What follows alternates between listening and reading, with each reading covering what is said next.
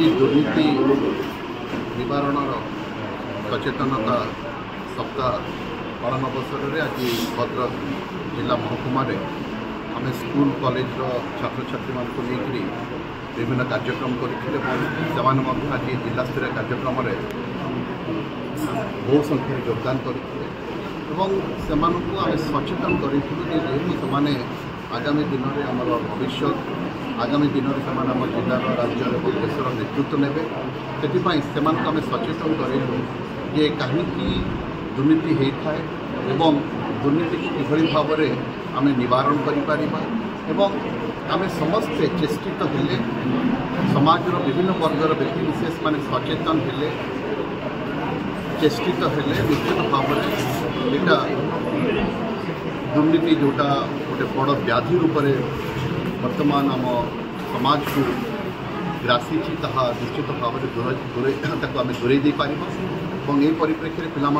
गोटे कथा कहूँ जे पिला satisfaction comes not by adding more fuel to the desire of fire but by subtracting some fire अर्थात जीवन में शांति मिलता है जीवन में सुख मिलता है जितेबाला आम जीवन में आमर नीड्स को कमे था किंतु आम जब ग्रीडी हवा केवे भी जीवन में शांति पाइबा ना से मुझे आशा करुँच जो पिलाने आज ये उपस्थित थे आज जनसाधारण जो मैंने कार्यक्रम में भाग नहीं उपस्थित थे से कथा को अंगांगी भाव निज मानस पट्टर रखिए जे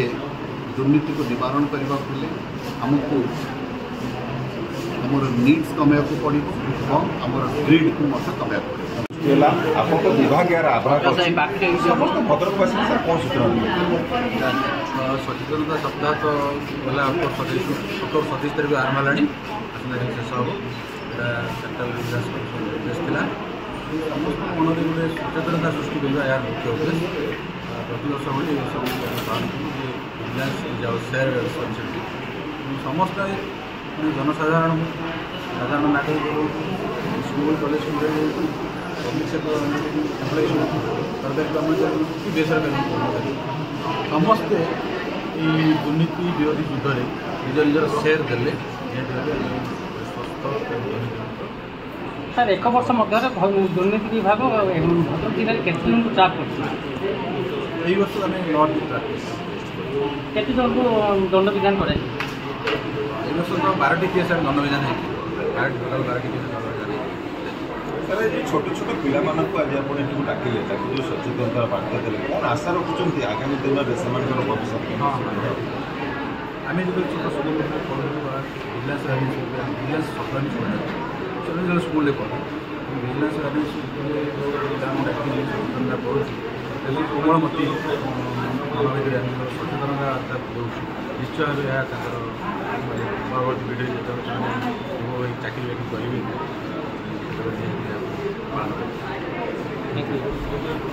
प्रतियोगिता प्रथम अभिजित द्वितीय शुभलक्ष्मी एवं तृतीय आद्याशा प्रबंध लिखन पार्टी विनर्स माने पड़े आसवे प्रबंध लिखन तृतीय स्थान अधिकार कर स्नेहा बारी द्वितीय स्थान देवांशी महापु प्रथम स्थान अंशुमान सामल समस्त अंश पड़े अंश प्रथम पार्श्व पड़े प्रथम पुरस्कार ग्रहण करेंगे जूनियर विभाग कनिष्ठ विभाग वक्तृता प्रथम द्वितीय और तृतीय प्रस्तुत करेंगे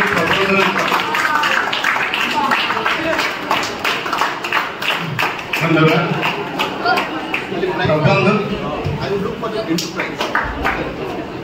प्रबंध लिखन